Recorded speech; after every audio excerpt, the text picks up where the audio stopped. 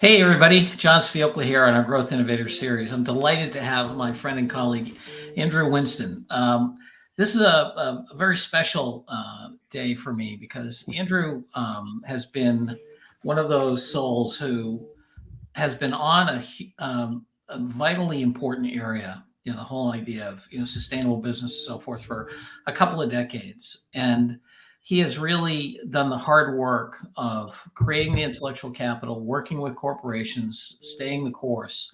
Everything from his books on green to gold, the big pivot, and his most recent book with Net Positive. Now the world has kind of come around to ESG, and, in terms of a set of concerns and so forth. And we'll speak to some of that. But it is as they say, courage is easy when everybody's doing it, but to have the moral courage to do it when things were new and people would say, "Why should I bother?" and so forth. Andrew's been in the middle of that and put his professional life and commitment and time on the line to make that happen. So I couldn't be happier to have Andrew here to talk about Net Positive. So Andrew, welcome. Thanks so much, John. You made it sound like such a sacrifice. I really put myself out there. I think I've done okay. I've had a good career, but yes, I was, I guess, early. What do they say? The first people through the wall, Yes. or the ones who take the heat. Yeah, well, I always think of that scene in Henry V. Once more into the breach, my friends. Right. But anyway, but the what we're going to cover is some real basics around what is net positive, what does it mean, why are people concerned about it now, and what it might mean for your organization, what you might do about it. So let me just take us through a quick agenda. Um, as I say, what is the rise of it? What's going on? How do we think about it? And what are some of the early adopters? And then really redefine this idea of value creation. And Andrew and I were just talking about before, the idea that in a certain sense, just as they say in their book, the platinum rule, what is it that you would want to have done to you and to the environment that you work in? What would you like those outcomes to be? In addition, I want to point you to this notion that the chat is open. We're not going to have interactive video, but we do have chat, and we are monitoring that. And if you have any questions or disagreements, things you would like us to cover, Andrew and I will be monitoring that and try to deal with those as we're going along. So please feel free to do that. The last thing is I just wanted to remind those who have been here before and those who are new to this, that underneath this, there's an increasing digitization of reality as we know it, what I call computability. And I think there's an interaction between some of the issues that we're talking about around computability and around the level of knowledge of the world and the digitization of that actually can be a massive lever in the context of dealing with net positive. So I just wanted to keep that in your mind as we go through this. All righty. So, Andrew, let's talk about really why this rise in stakeholder capitalism, do you think, and how do you define it and think about it? Well, it's kind of funny in a way that we're calling it stakeholder capitalism. That capitalism needed an adjective of some kind to describe a system Sure. of matching goods, matching supply and demand. Right? It's an economic term, and it shows you in a way the victory of a story that has dominated for 50 years, that capitalism means shareholder capitalism. The fact that we have to say our economy or companies should serve anybody but shareholders has been, made into somehow an uphill discussion. It is kind of strange because, I mean, companies started for many reasons over hundreds of years, and they weren't all for immediate shareholder return, right? Usually, if you go back to Drucker or early companies, it was, a company exists to solve a problem, to answer a customer need, right, at its most basic. So it probably shouldn't seem so alien, but there's been such a dominant, kind of focus on shareholder primacy and quarterly shareholder primacy that it seems new, right, for companies to say, hey, we actually serve more than just our shareholders. The Business Roundtable, as you know, the 200 or so, CEOs of the largest companies in the U.S. 2.5 years ago or so came out with a statement saying, hey, we've said that the focus of business is shareholder only, and we realize that doesn't really represent how we operate. And so they put out this stakeholder capitalism statement. I don't think it changed a ton about those companies day to day, but I do believe rhetoric matters. I'm a writer in part, and I think the language you use matters. And so I think that helped kick off an even more intense period now in the last few years. And the pandemic kind of brought a lot of things to the fore: the killing of George Floyd, the rising of Me Too, the kind of mainstreaming of LGBTQ rights. I mean, a lot of things came together in the last few years to make it clear that business is just operating in a much more complicated environment than just shareholders, and that they can't really succeed in pleasing shareholders and creating wealth and profit if they're not solving problems and helping stakeholders in some dimension. So I say that as if everybody agrees, but clearly we're not there yet. But the percentage of CEOs who think they need to talk about more than profits is rising to nearly all of them. They know they should talk about it. And the number of investors asking has been climbing dramatically. And that's probably what is the real change in the last couple of years, is investors actually asking these questions. You know, it's interesting, Andrew. I was at Harvard Business School when, Friedman's writings and the neoliberal point of view is starting to really be in its ascendancy. And there's a guy there you may be aware of, Mike Jensen, who, along with Fama, wrote this whole thing on agency theory, which, was the economic translation of shareholder capitalism into organization form, and why it was the best way to organize and most efficient and so forth. And I remember there's a professor there by the name of Bruce Scott, who's since passed away, and he said, you have to keep in mind that capitalism is really three things. It's a set of rights created by a political body, traded in a market overseen by regulators. It's not just like there's no such thing as an unfettered free market that's ever worked. Right. And, so there's always a polity in there. And one thing, I was on the board of a Massachusetts company, and it turns out that in Massachusetts, as a board member, you can consider more than shareholder. It's less true in Delaware. So it's funny. Well, no, there's yeah, I get asked questions all the time about, well, isn't the fiduciary duty to maximize shareholder value? I challenge you to go find the definition of fiduciary duty that says that. It's not how it's defined, right? It means that you are a representative, right, as an investor or some role in investing someone's assets, and you have a responsibility to care for those. Right. And it's kind of like there's the basic rules of business that you just have to prove as a leader of a business that you've done what you think is right. You don't have to prove that it was right, right? There's kind of the basics of the limited liability are that you are just showing that you make the decisions you think are right, and sometimes they're not. But it doesn't say that the definition of that is short-term shareholder value. And the funny thing is, we already know this in certain sectors. Like if a pharma CEO went to their analysts and said, we are killing all R&D so we can maximize profits this quarter, they would sell the stock immediately, right? But if they come in and say, here's our 15-year R&D plan, and here's the drugs we think will be $1 billion each, then it's the story they want to hear. So it's not like this is so strange. But we've look, everybody likes simplicity, and it's really easy to say, I'm just shooting for one number. That just sounds so nice when the real world is far more complicated.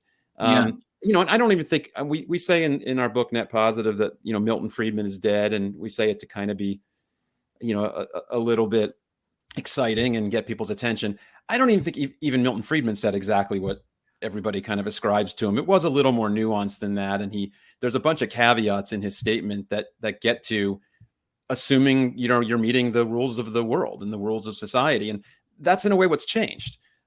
What's expected of you by society has changed. And that is now part of your value as a business. And that's what the biggest investors are, like Larry Fink at BlackRock, are saying publicly. Is value creation now is multi-stakeholder, full stop. And that's how you create value as a business. It doesn't take you off the track of value creation. It is value creation. And that's kind of the mission of my messaging for, as you said, 20 years now, is that this is value creation. It isn't in spite of it. Yeah, no, it's fascinating. And there's so much richness there.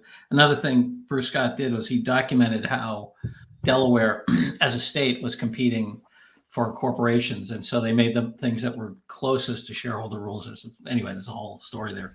But back to the Larry Fink thing and the thing that you've been pointing out for some time now. How does thinking more broadly around stakeholder capitalism, not just shareholder capitalism, lead to competitive advantage? I mean, how does it make things better from a competitive standpoint? Well, and I'll just broaden the discussion on stakeholder a little bit to include, as we do in the book, a stakeholder is the planet. Arguably, a stakeholder is the future generations.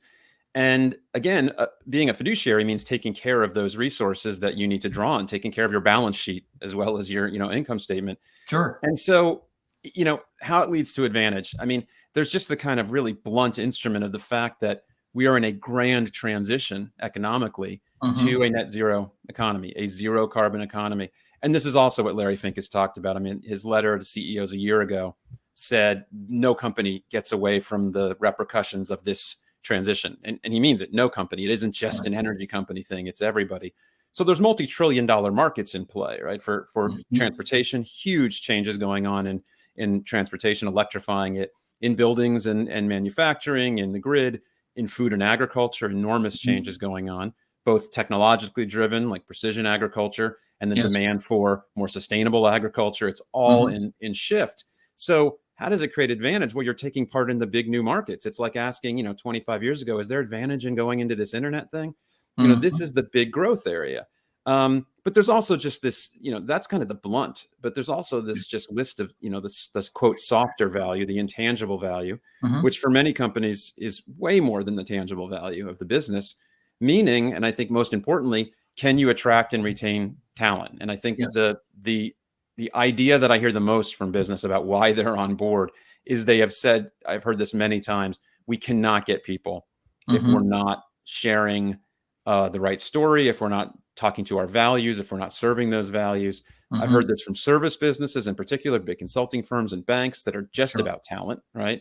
But also from heavier industry. They can't get people who really want to spend a career in that business if they don't trust that there's people at the top that have values and that the business has some values behind it. And so it is again, it's advantage. It's advantage to get the people you want, to get the markets you want, the access to customers that want this now, and to speak the new language of more sustainably focused investors. All of it is advantage.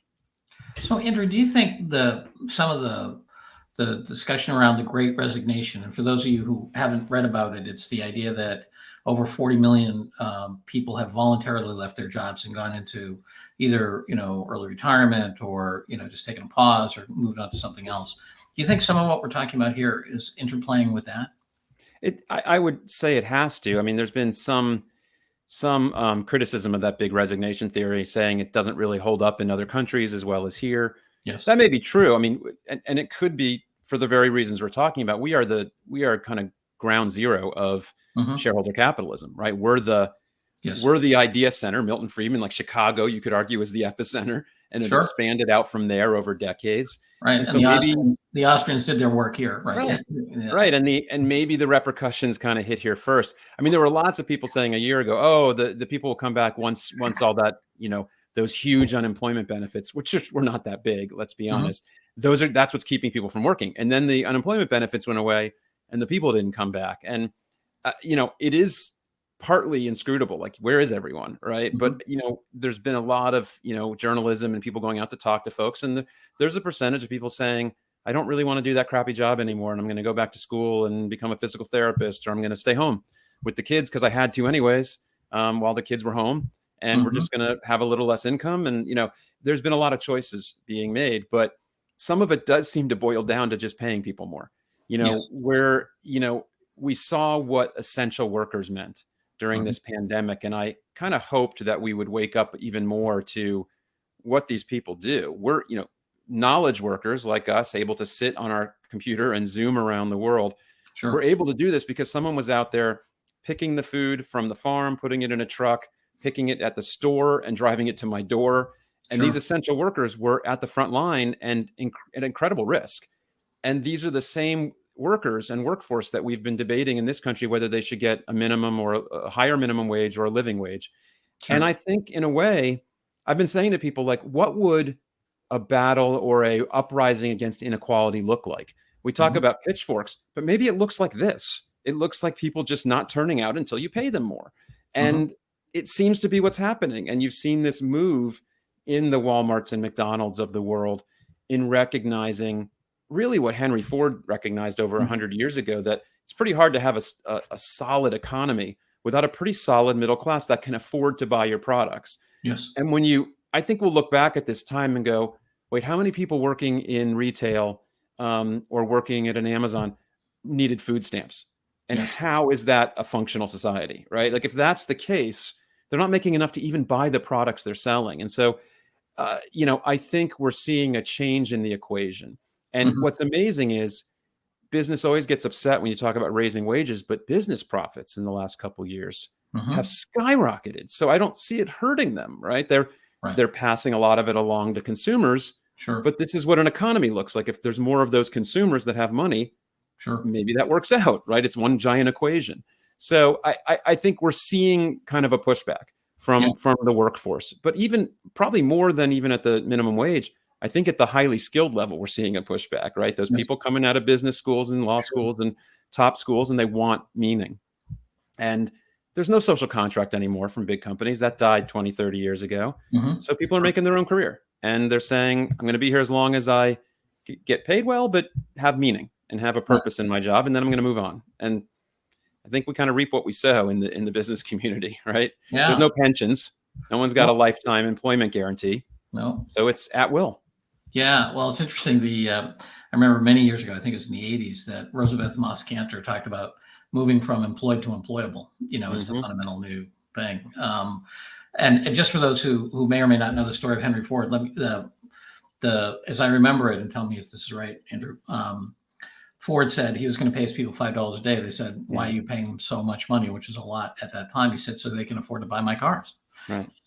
And so, It sounds kind of it's obvious, right? I mean, there's folks yeah, who talk about middle out economics. That's kind of the theory here, which is the rise in inequality has meant there's a very small number of people who have gained all the wealth in the last 40 yes, years. And it sounds silly, but like there's only so much someone can spend, right? right, Even Bezos is going to spend on a spaceship, but there's only so many, cars he's going to drive, or so many hotel rooms he's going to stay in, or so, right, there's these when you get to a smaller and smaller number of people, it doesn't actually hold up an economy very well unless you're yeah, selling, extremely large yachts. I mean, I'm not being silly. I'm being serious about this. Like it doesn't hold up a lot of economies to have yes. fewer and fewer people with wealth.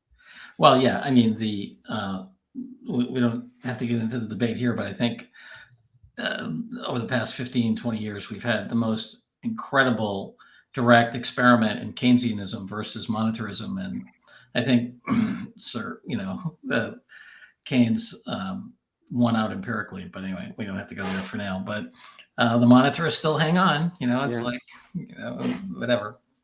Yeah. Well, Uh, my basic economics degree from Princeton 30 plus years ago is, you've got the equation of the components of Y, the economy, and government's one of them, and consumption's a really big one. And Sure. if one's going down, it helps to bring the other one up. I mean, that's all. Isn't that all Keynes really said? Basically, like you got to Yeah. kind of fill the gap. And so when things are down, it's a good time for government to spend. And we don't seem to hold on to that. Like Build Back Better, we should have been a slam dunk, right? I Right. mean, it's turned into a political football and inflation and all of that. Yes. But it's only inherently inflationary if you're borrowing to do it, right? Right. But if you tax at the same level that you're spending, it isn't inflationary, right? I mean, there's some really basic economics here that I feel like Sure. we don't talk about in a very smart way in the public sphere. I mean, big surprise, the news kind of narrow casts or gets things in a very simplistic way often. Sure. Yeah. Well, it's interesting. Yeah. I remember doing an analysis one time of the Laffer hypothesis about where you cut taxes and so forth. If Yeah, you put any delay in the redeployment of capital, none of that works. right. Anyway, that's another whole Yeah, it's a whole other conversation. People are gonna hang up saying, "Oh, what's all this progressive lefty stuff we're talking Well, about?" no, it's to me, it's not so much about progressive lefty. It's just like what the empirical work says, and Yeah. anyway, um, the one of the things that really seen, some interesting data on, and for example, PwC did a survey. They have this wonderful asset that's their Board Governance Institute, and they do a ton of work with boards of directors around the world. It's really, I think, good work. And anyway, they had a survey from 2 years ago that said roughly 35% of boards of directors of public companies, and they tend toward the larger ones, So of the larger public companies, most of the market capitalization in the public markets had conversations around environment, society, and governance, ESG, right? Right. And this past year, 2021, that number more than doubled. Yeah. And so what do you think is the pandemic? Do you think it's coming of age? I mean, what are you seeing? Because I'm sure that, I've served on a number of boards of directors. You'd be the kind of person we'd come in, have come in and talk to us and, tell us what we should be thinking and doing. Look, I mean, tipping points in the world. I mean, on some level, we can talk in economic terms, in microeconomic terms about companies and why we talked before about why it drives growth and profits. Mm-hmm. But on some level, a change in belief about what's the focus of business is a social movement, right? And there's a change in belief in norms, and something has clearly changed in the last few years. And I do think a lot about, what brought this on. And as I said before, some of it's just flat out, it's profitable and there's markets and people see that. Sure. I was talking to a business school friend of mine. I graduated 25 years ago. Mm-hmm. She went down the Goldman analyst path, boards, all of that, and kind of thought, I think what I do, we didn't call it ESG, but green stuff, whatever, was kind of cute and not really core business. And recently she said to me, ESG now is must have. It's not nice to have. And so I just said, well, why are you saying that now? And Mm-hmm. she works mostly in consumer facing businesses and said, well, we're just seeing the pull. We're seeing it from consumers.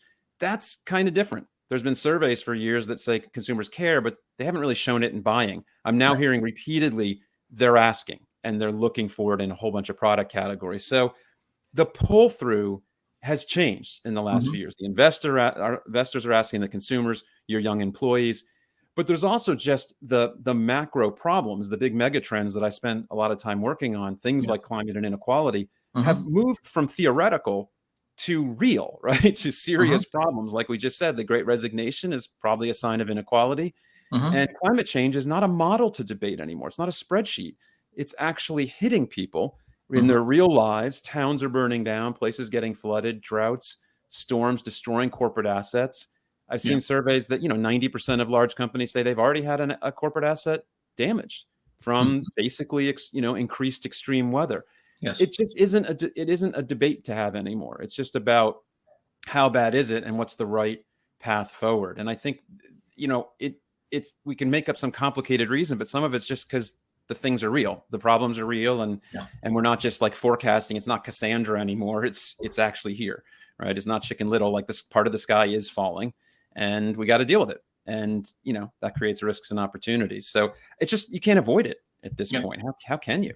Andrew, I think it'd be worthwhile can you just lay out how broad your vision is in net positive? Because I think, we focused a lot right now on climate and some on inequality, but if you could just give a snapshot for the audience because I was both impressed and intimidated. As I was impressed in the sense of how comprehensive it is, and as a leader, kind of intimidated about all the factors that, and we can talk about my own conversion later if you want, but if you want to embrace this, the things I have a responsibility to think about. Yeah. So look, I mean, we've been talking for a while now about the scale of the problems, and I think, to not belabor it, climate change is existential. It is again, not just heading towards, we're already in a place where there's places becoming less livable, and we're heading towards chunks of the world being uninhabitable, massive numbers of refugees. I mean, huge, even if you just want to say huge economic disruption. So, the base of where we're starting from is that we have a really serious shared set of problems globally, and we need to move faster. And so my co-author, Paul Pullman, who ran Unilever for a decade, and he's really been the most respected kind of large company CEO on bringing purpose and sustainability into a business in its core. The case we're making is that we have to go faster, and that it isn't enough anymore to be incremental, even to say we're going to head to net zero, that we have to move towards being regenerative, restorative. We've caused a lot of damage to our resources, our balance sheet, our shared balance sheet, and we have to start restoring those assets. So, and the case we're making is this is also the ones who do this well, it's better for business. They're going to have a bigger share of the spoils in all of this. And what we mean by net positive is that a company profits and thrives. And I want to say a company profits. We could just put a period there just so people hear that part, by solving the world's problems, not causing them. by creating well-being for everybody that they impact. So all of their suppliers and communities, their customers and consumers, their employees, everyone. And through everything they do, every product and service, every factory, every country they operate in. Yes. And it's a North Star, right? This is kind of a vision that's nobody's at yet. Some of it's systematically not possible yet, but it shows where we need to go and where companies have done pieces of this. And the last thought on this is the kind of bottom line question we've been asking everyone to consider is, is the world better off because your company is in it? And I find that gives people pause to just stop and think about that for a second, and whether they can answer yes. And if they can for part of the business, why? And if they can't for other parts, why? So that's kind of the overarching, provocation. Yeah. If I remember right from the book, there are the rings of concern, basically what I do inside my four walls, what my suppliers and buyers do. And then the next, third, fourth, fifth tier suppliers. The thing that was coming to mind is some of the work that Unilever was doing in the palm oil industry, for example. Could you just speak a little bit about how? Yeah, I mean, we lay out what we think are the kind of core principles of this kind of business, beyond principles that drive good business in general, but the ones we think kind of really differentiate. And it's about taking a long-term view. That's a really core issue, thinking about multiple stakeholders, putting shareholders kind of behind stakeholders. Like the shareholders will do great, but only after you do something, you solve some problem for people. And there's two kind of core key elements. One is partnership, which you described, transformative partnership, understanding that the problems are so big, you're only going to solve them through collaboration, that no company is big enough. No country is big enough. We can talk if you want about palm oil, but just as an example, Unilever is the world's largest buyer of palm oil, but only buys 3%. So they can't alone change how palm oil is grown, not even close.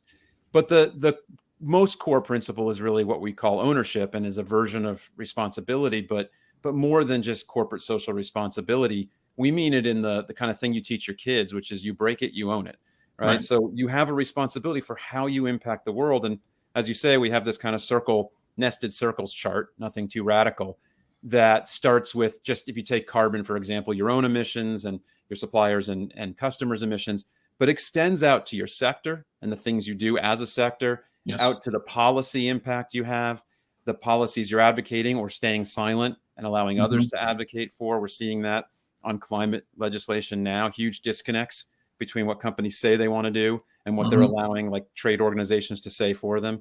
And at the largest level, how much are you contributing to, say, a consumption-based society, fossil fuel-based society, the things that are driving the largest concerns? And again, it's incredibly daunting to look at that scale, but you're not alone, and you can't do it alone anyways. So it has to be about thinking through these really big issues, and you're part of them, and how you can help build systems change. That's the core. Yeah. No, it's fascinating to me. I mean, if you start thinking this way, to your point, I think, and I know for example, I know there's all kinds of societal challenges of a carbon tax or something like that, because if it's just put in willy-nilly, it's massively regressive on the poor. So I understand, there are lots of dimensions to that. But I mean, you think about, how do you price something like, this thing, I mean, well, at least it's a soda stream bottle, but this thing's going to be around for 9,500 years after I'm dead. So what's the proper price I should pay for this thing if it's going to be around for 10,000 years? You know what I mean? Yeah. It's a really challenging question. Look, the regressive problem is a real problem, of course. If you're taxing energy and carbon, someone where energy is a bigger part of their day-to-day spend, it's a bigger part. But this is the same problem with what you just said about pricing things. How do we price in externalities, to put on my economist hat? Sure. And to me, the answer is we have to find a way so that everything is priced in some way that relates to the actual costs to everybody and to society. And if that raises the cost of certain goods, like maybe the $3 or $4 t-shirt at Walmart shouldn't be $3 or $4. Maybe it should be $4 or $5 because people need a living wage, or the cotton farmers need some protection for their farms and the soil. And if the prices rise of things that actually reflect true prices, then to me, then you draw the poverty line in a different place. It isn't, you just let it be regressive, right? You drive up what number means poverty and who needs help. Because what we're doing instead to try to keep things artificially cheap is we're actually eating our seed corn, right? We're destroying the very basis of our economy and society. And I think it's worth repeating, like, that the climate, biodiversity, these things that people have painted as like out there, like we go visit on vacation. It's such a strange, like, aha for me. The thing that got me into this field 22, 23 years ago was this very basic realization that the economics I had been taught would put things like inputs or environment in some tiny box. And in fact, we're in the box. Like, our entire economy sits within the planet. And it's very strange to have to say that out loud and have that not be obvious, right? That we've been taught something very different. It comes back to, something we were talking about earlier, even almost religious views on dominion, right? Man dominates nature, but someone has said this many times, nature bats last. Like, it doesn't matter what we do. The planet will be fine. Like this, I've always thought the save the planet rhetoric isn't really helpful for driving people. It drives some, right. And people care about polar bears and whales, and they should. But we could destroy half the biodiversity and make the planet unlivable for us, and we will disappear. And there will be evolution for the next 100, 200 million years, and there'll be new species. That's not saying we should just not care if we kill species, but we're not required on the planet. Like, this is something that I think people have to kind of get their heads around. I'm trying to save us, right? Yes. More than anything. Yeah. And I believe it's hard to save us if we're not really saving everything, right? It's just, we don't know enough about which pieces of this puzzle you can take out and survive. But I've heard entomologists, others stand up on stage and say, if you killed all the ants, we would die pretty quickly. Like, there's a bunch of species like that we just don't have a handle on. Bees, people are paying attention to it because it's scary. Yeah. So these are the things I think we gotta get our heads around. We are little, right? But at the same time, the impact we have is now fully at the global scale. It's a dichotomy that's really hard to get your head around. Yeah, no, it's fascinating. I mean, the planet will be fine regardless, right? The planet was fine before we were here. Planet will be fine after. George Carlin said this long before me. He said the planet will shake us off like fleas. And he's not wrong. He was very rarely wrong. Yeah. One of the things that, and when you talk about this paradigm shift, we've been doing some work on competitive advantage and so forth, and started to, and some of this is influenced by research I did on, self-made billionaires, and some of this has actually been influenced by some work that reading by Rupert Sheldrake. I don't know if you know his work on morphic resonance and so forth. Anyway, he talks about the form of your body, for example, is not predicted by your DNA, and so there's no theory for why this arm, which has the same genetics and proteins and so forth as this arm, is shaped completely differently. There's no theory for that. Okay. And he has a theory of that these patterns sit in things that are more like magnetic fields, morphic fields, and you have morphogenesis, which is the physical creation. You have psychic ones that, patterns of, anyway, he's very radical in the scientific world, but very scientific. Anyway, it's a long way of saying, started to look at try to use the analogy of a company more as a living system, and that living system sits within a living system, and competitive advantage really comes from a healthy living system.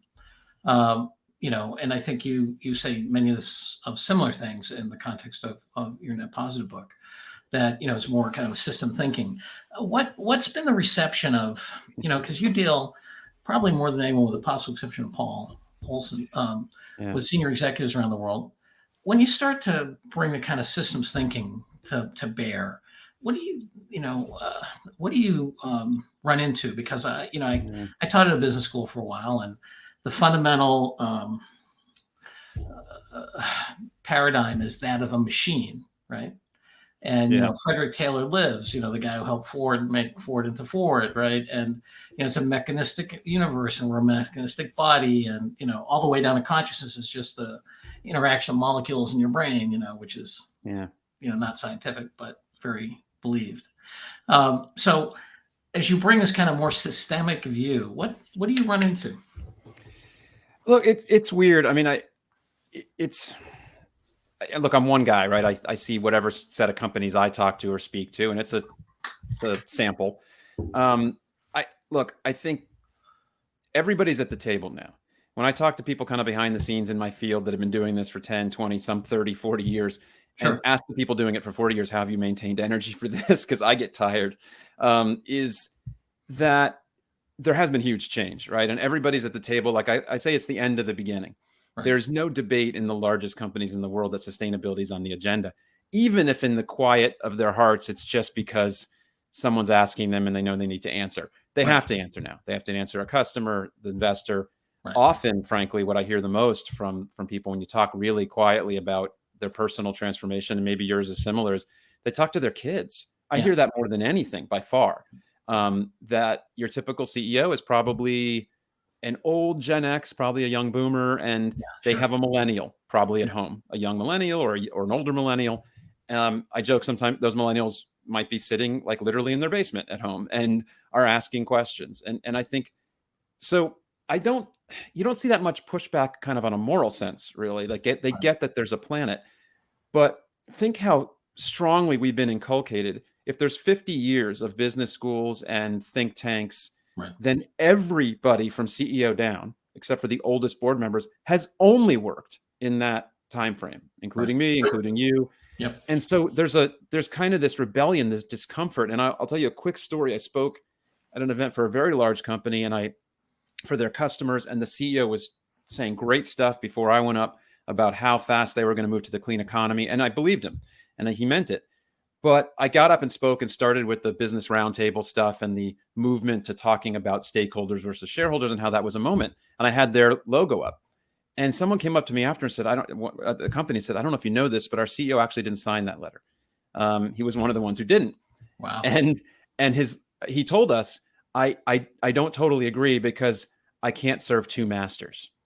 And this has been sitting with me for weeks because it sounds on the surface ridiculous. Like in our lives, I serve many masters. I don't even run a company. My wife is a master. My kids are a master. My dog is a master at times. Like we serve many masters, and especially a CEO, you have a board, you have deep, big customers, you have big government relations, you have your employees. I don't understand how you can say that shareholders are the only master. And so it's so deeply embedded that I think we're still fighting uphill. And I will say that the book is doing great. It's selling really well. It will sell more than any of my other books, which have sold well. But at least right at this point, I don't think it's going to be at the scale of a Jim Collins book or something. Like the books that hit business in general are still almost an order of magnitude bigger than what's called a sustainability book, even right now. And so that tells me something. I mean, it's not a perfect indication, but I kind of see what's valued. Yeah. And there's still kind of this sense that what we're all talking about, this ESG stuff, is a niche, right? It's it's that subset. It's narrow. I get that sense still a lot. And I think it's breaking down, and it will take new leaders, to be blunt. I mean, Jeff Immelt was much further than Jack Welch on this years ago. And each CEO generation gets further. The challenge we have, and the reason Paul and I are so frantic, is that we're out of time. Like we can't wait for Gen Z CEOs. When they're there in 30 years, we're there, right? They're going to be convinced. But that's when we're at 2050, which is the point we're supposed to have zeroed out carbon by. So like we have to figure out a way to transition quicker and change people midstream, which is really hard, which is why stories like Lee Scott at Walmart, when Walmart decided to talk sustainability, stories of CEOs that changed themselves are so much more interesting because it's so hard, right? I mean, so that's where I would actually cue you and say, like, you're a medium old dog like me. Like, how did you learn new tricks, right? What did it? Because I think about this all the time. What did it? Actually, I actually know it was a confluence of really three things. I was reading about Hansen, the guy who in '88 went to Congress and said, the NASA scientist who said, global warming is real, people are causing all that other stuff. I was reading about what he's concerned about now. What he's concerned about is that the ice melting models are way too conservative. If you look at the actual ice melt, and he said, look, climate models are kind of, they're pretty well calibrated. They seem to be tracking with the data. He said, but the ice models, he said, they're way too conservative because the actual ice melt is at the top end or above the prediction of the ice melting models. So he said, so what that means is that maybe in as little as 30 years, we'll have 3 to 10 meters of sea rise. It's like, okay, 3 to 10 meters of sea rise. Meters, yeah. And it's like, well, the average height of Miami is 6 feet, less than 2. Right. It's like, Right. okay. Oh no, Miami's in trouble. I grew Yeah. up down there. It pains me. It's in really deep trouble. But it's interesting. You took that information and didn't go curl up in a fetal position and give up, because that's what we're at risk of now. Is if you actually know what the scientists are saying and look at it closely, I have to be very careful about how much I share with my family, with audiences, Sure. because it's much worse than people realize, honestly. Yeah. And the bands of percentage odds are much worse. Even the global climate community, the IPCC, people don't realize when they say, oh, if we cut emissions to 0 by 2050, we can hold it to 2 degrees. That's like a 65% probability band. It's not even the 95% Right. band. 2 and 3. We have to cut much faster. So there's a huge amount of we hope in these numbers. And what scares me is that over 10 plus years, the number of headlines that start with this thing happening faster than scientists thought, I am so sick of those headlines. Like, I actually want Hansen and others to get out there ahead of it and say it is happening faster, right? Some of these are exponential. And there's some great journalists that have been covering the coming sea rise. There's Jeff Goodell, who writes for Rolling Stone, of all places, and he wrote a book about the waters will rise, and I think that's the name of it. And it's clearly coming, and we have to adapt. But you can't use adaptation as a way to say, oh, we'll just adapt to everything, because not everything's adaptable. So we have to do both. Sure. We have to try to find this cleaner economy, which, by the way, will be healthier and cheaper anyways. No. And just face that there's adaptation coming, and we're too late to avoid that. And then what are the human rights implications? What do we owe low-lying nations that we've made uninhabitable? These are governance issues for the world to answer that I'm not smart enough to figure out, but I know we owe them something, right? Yeah, so I think it's a little under half the world's population lives within 10 feet of the sea level. So, yeah. I mean, no, it's a problem. It's a really big problem. Yeah. And look, Holland, there's places that will figure it out, like Holland, and places like Miami, where just the geology of it will not allow what Holland does. It just doesn't work there, right? So there's going to be migrations. I just am wondering when some of the real estate markets are going to crater. I think it's already started to happen in parts of southern Florida, right? I think you've started to see insurance hard to get, prices dropping. But why? I don't get why insurance companies are going to still sign 30-year mortgages very soon in some of these places. And I think that's when you start to see some kind of, I have to say, this is really funny. The conservative pundit, Ben Shapiro, one of the people I don't quite get, why he's attractive, but I know my teenage sons, a lot of young guys love him. There's a video out there that I just recommend everyone find, because it's actually, I think, kind of hilarious, where he says he's mocking the people who are worried about climate, saying, oh, they say things will be underwater like in Miami, as if those people won't just sell and move. And he says this without irony. I'm telling you, that was almost word for word. That's beautiful. And it's so beautiful, because even my at the time, like 12-year-old was like, well, who would buy it? Like, I mean, it was shocking, right? And I'm thinking, does he really not understand, or is he just knows that people won't really listen that closely? And I don't know which one's worse. But, well, anyways. you remind me of the New Yorker cartoon that showed, someone in northern Eskimo garb, pushing their relative out on a piece of ice, on the ice floe, right? Because they were whatever time for them to leave, and he turns to his wife and says, "We're running out of ice." Anyway, we can send them to Florida. Exactly. No, but what role do you think? I didn't finish the story. So my epiphany was that. Plus, I was thinking back to the opening scene of Patton with George C. Scott, where is phenomenal, if you remember it. And at the very end of it, he says, "And when your grandson sits on your knee and asks you what you do in the Great War, you won't have to say you were shoveling shit in Louisiana." Right. And I had a granddaughter 2 years ago, December 12th. And, God willing, she's going to be able to look at me and sort of say, "So when all this was going on, what were you doing?"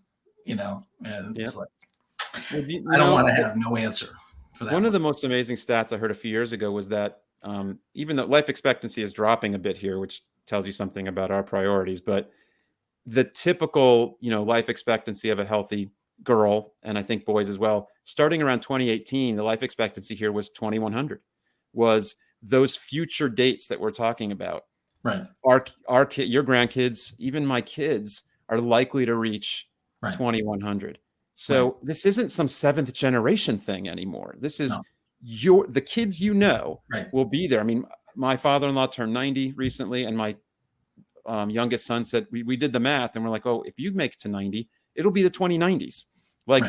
That sounds just so crazy far, but it really isn't for them. And this is why just young people, Greta Thunberg and others, are a source of hope. Like, they're worked up because this is not theoretical.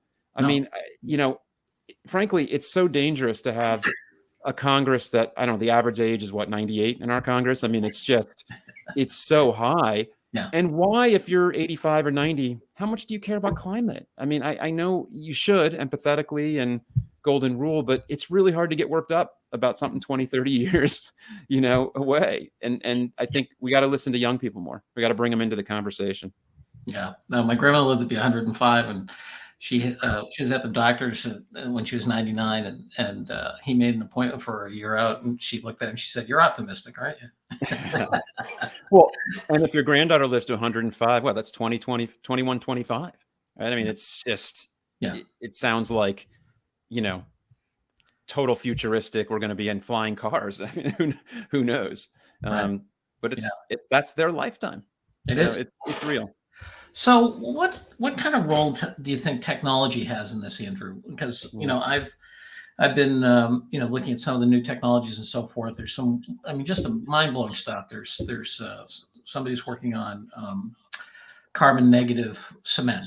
There's another company, nanotech, that has an unbelievable, you just spray it on any surface and it can do heat separation, so that the demonstration is there's a blowtorch on one side at 3,000 degrees Fahrenheit, and on the other side it never gets above 125 degrees Fahrenheit on a quarter-inch piece of metal with just this nano. I mean, you just think about, just take anything like a like a petroleum refinery plant. If you could do heat separation, I got to believe you can decrease the carbon footprint significantly just by doing something as simple as that. No, it's exciting. I think I have a nephew who's a physics professor, and when he was in school, he was talking about materials he had read or heard about that could bounce certain waves out to space. Basically, were an effective way to provide air conditioning, cooling, by just the wavelengths of the material that were bouncing. And so I know these things are out there. Right. I think material science has enormous potential. I think the companies working in that space, there's so much there. There's chemistries, which is a category. I'm not a chemist, but chemistries includes battery chemistries and all sorts of things that create technologies. But even just with what we know already, just having, smarter data, AI driven data to make buildings much more efficient, right? To find problems in systems.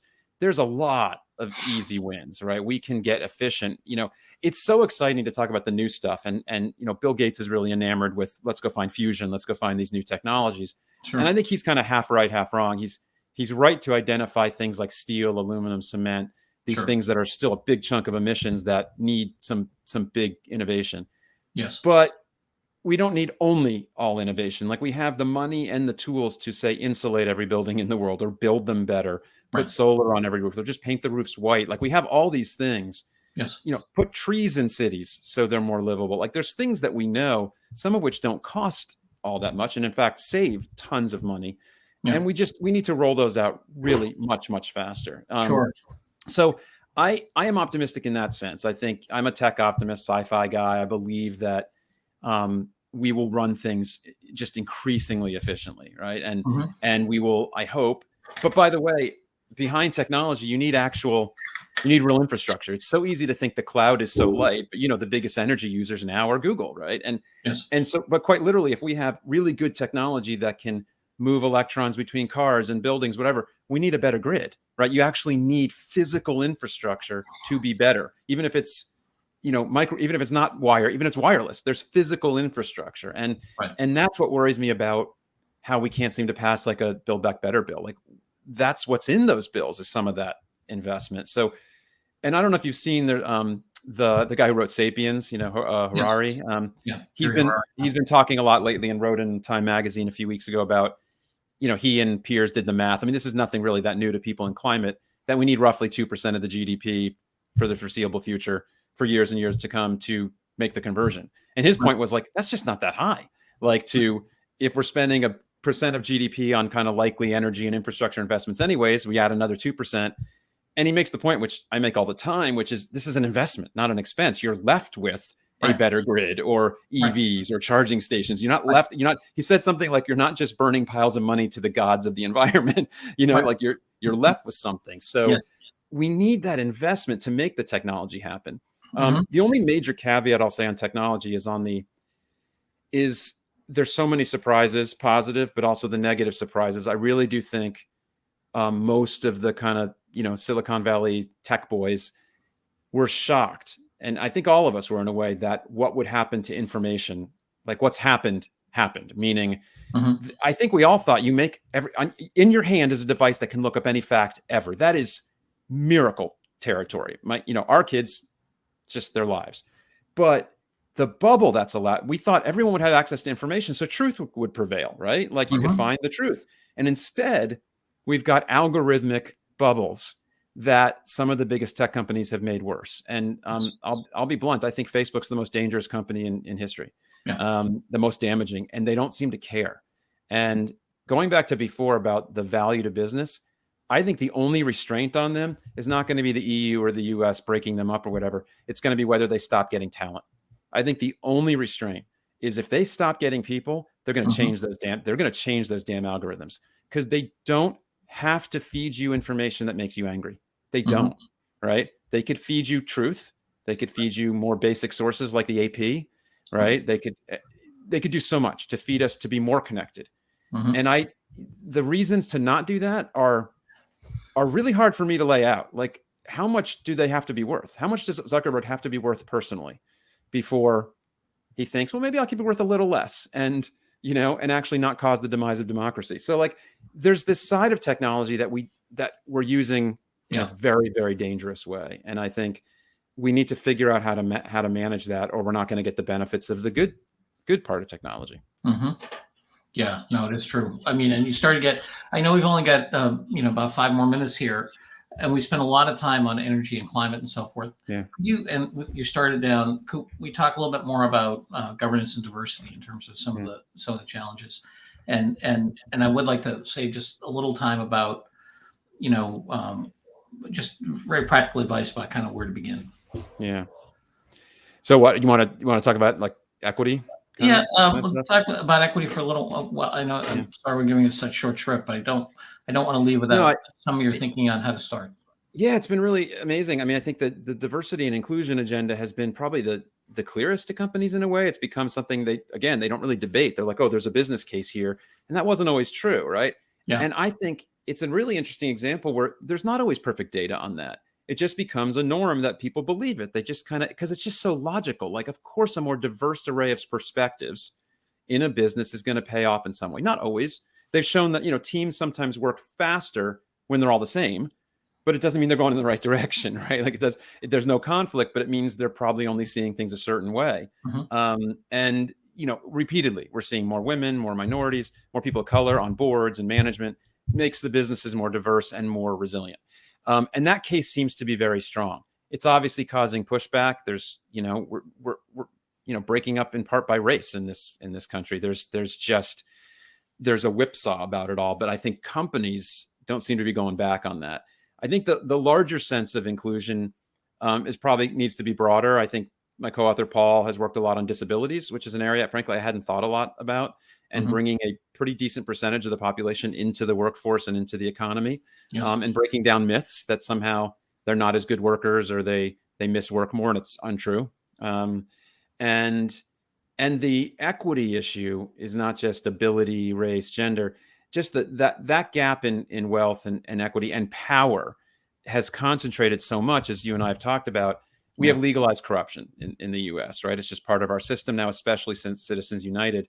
So the power can be controlled so much, and it's dangerous, right? And we're seeing it geopolitically on energy power with Putin.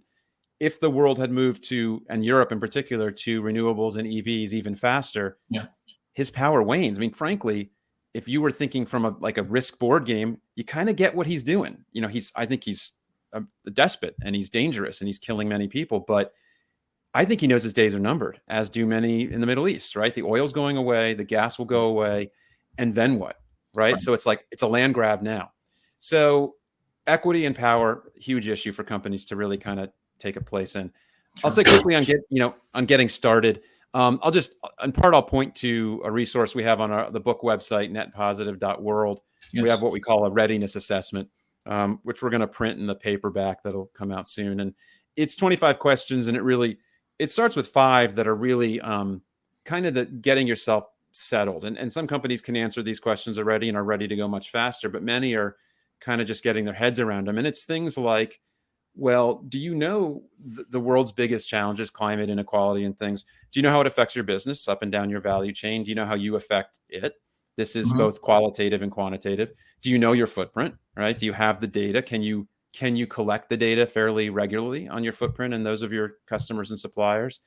Do you know what your stakeholders want of you? Are you surveying your employees on what they expect, your customers, your investors? Does your board have a good sense of what ESG is? Are they prepared? Sure. These kind of basic setup. And then there's other questions we have in there that get you further down the road to net positive. Things about, your supply chain and the problems you can solve together, and things about pay and executives and all sorts of issues. Yeah. And I think it starts with the right amount of information. And Paul, if he were here, would say that where you really start is with yourself. And the first chapter in the book that's about how to is called How Much Do You Care? And it really is about, do you care about this stuff? Do you have the kind of feeling you had talking to your granddaughter, or do you kind of not? And we, in a way, we say in the book, if you don't think you really care about this, maybe come back to the book later. Or we're not going to be able to speak to you really. We think it's better for business and the money's there, but I think you're going to be outcompeted by people who also care, right? It's a passion. The best athletes in the world both have natural talent and work the hardest, right? You almost never hear of one that's not both. Right. And that's true here. I think business has to work hard, get their finances in order, understand finance, but also care and show humanity in business. And that's, to me, the basic starting point. Well, that's wonderful. Well, Andrew, I wish we had hours to talk. There's so much more to cover and to think about. And as you say, to make it real, just so many areas that are just alive with possibility. And I hope that I actually do have something to say to young Ginny when the time is right. You will. You will. You can just play this conversation.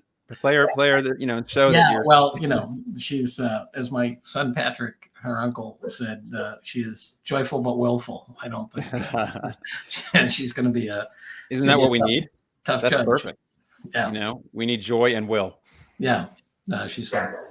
Well, thank you, Andrew. I can't thank you enough. I just want to give folks the 2 more things. One is what we call the rest of the story, which has to do with a thought from another domain that relates to what we're doing here, and also to set folks up for next month in terms of what we're going to talk to next. So thank you so much for taking the time on this important topic, and hope to continue to work with you to push the agenda forward. Thank you. Thanks for having me. So in terms of the rest of the story, sometimes I think one of the things that we're doing in the work of Andrew and his colleagues and others is rediscovering some things that were known to the wisdom of the past. And if you actually look at the way the Native Americans did forest management, for example, and continue to do in some of the reservations, it is spectacular in terms of its ability to do a better job of husbanding old and new trees, the wildlife, the watershed, and so forth. And it is through a combination of thoughtful, partial, there's no clear cutting, there's no monoplanting, there's no chemical herbicides. It's more an idea of the multi-generational perspective in terms of how to manage a forest. And their productivity is at or as high as quote unquote modern forestry. And a lot of the modern foresters, especially the wildfires now, are going back to that knowledge and bringing it back to the fore to make a healthier and less fire intensive environment. I'd like to offer that any of this is available to you on an open source way. We believe in spreading this knowledge, so please feel free to use it, and also would be happy to have this conversation with any minion that you would bring together.